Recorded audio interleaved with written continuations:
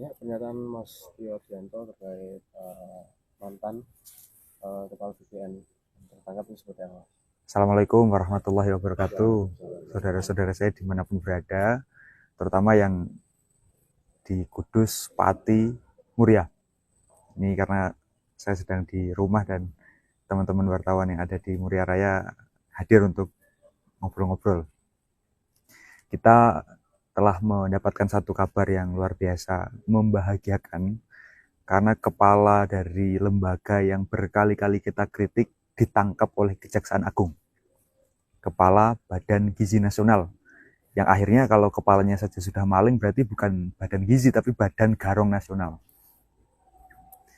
Dan jelas bahwa apa yang kita sebutkan berkali-kali itu tidak salah. Kita sebut bahwa MBG ini bukan makan bergizi gratis, tapi maling berkedok gizi.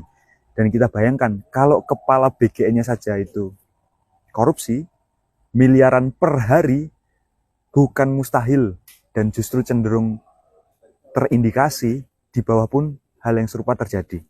Karena Pak Prabowo sendiri berkata, ikan itu busuk mulai dari kepalanya. Kalau kepala yang sudah busuk, bisa dipastikan badannya juga busuk. Nah, hari ini kita tahu bahwa kepala yang busuk itu namanya adalah Pak Dadan. Dengan dua wakilnya yang kemudian juga ditangkap Kejaksaan Agung.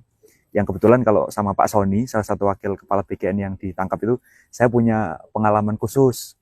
Beliau itu sempat mengatai saya monyet ketika saya mengkritik MBG. Dan terima kasih Pak Sony dan selamat untuk memproses nasibnya yang baru. Semoga tidak kedinginan kalau di ruang-ruang tahanan nanti. Saya ingin memotret kejadian ini dalam kerangka apresiasi yang pertama. Karena apa yang kita kritik akhirnya dibuka oleh aparat penegak hukum yang dalam hal ini adalah Kejaksaan Agung. Bagi saya, peristiwa ini secara objektif tetap harus kita apresiasi. Karena ini adalah langkah yang positif untuk penegakan hukum kita. Tetapi kita sama-sama tahu bahwa yang namanya hukum itu tidak pernah lepas dari politik. Apalagi sejak dalam kepemimpinannya Pak Prabowo dan Mas Gibran. Yang sejak awal saja memang memperlakukan hukum sebagai alat untuk politik. Sehingga saya ingin meng-capture kejadian ini dalam kerangka itu. Bahwa kita harus sama-sama hati-hati. Kalau setelah Pak Dadan ditangkap tidak ada perbaikan sistem di dalam menjamin akuntabilitas daripada penggunaan anggaran di MBG, maka yang terjadi sebenarnya bukan penegakan hukum, tetapi penumbalan, pengambing hitaman, supaya medan konflik itu berpindah. Kita sama-sama tahu bahwa selama ini ketika orang mengkritik MBG, orang tidak sekedar bicara soal implementasi, orang bicara soal design thinking, intensi, yang sejak awal melatar belakangi program ini.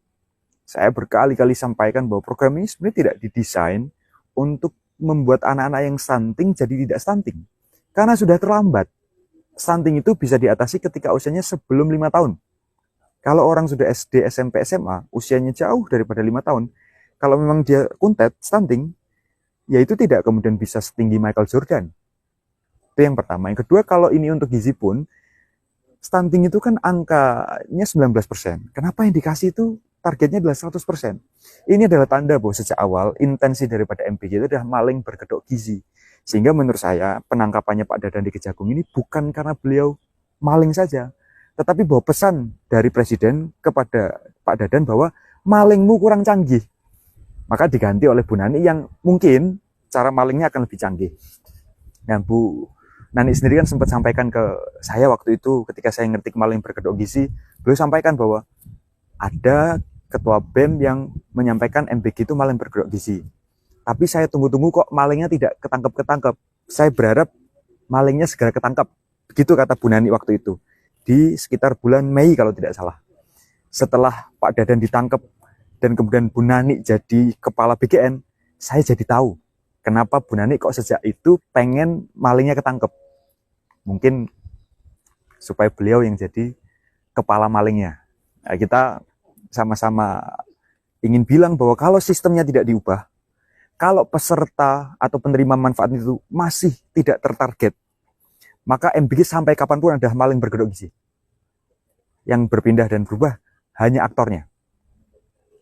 Dan ini juga tidak boleh membuat kita lepas dari fokus utama kita.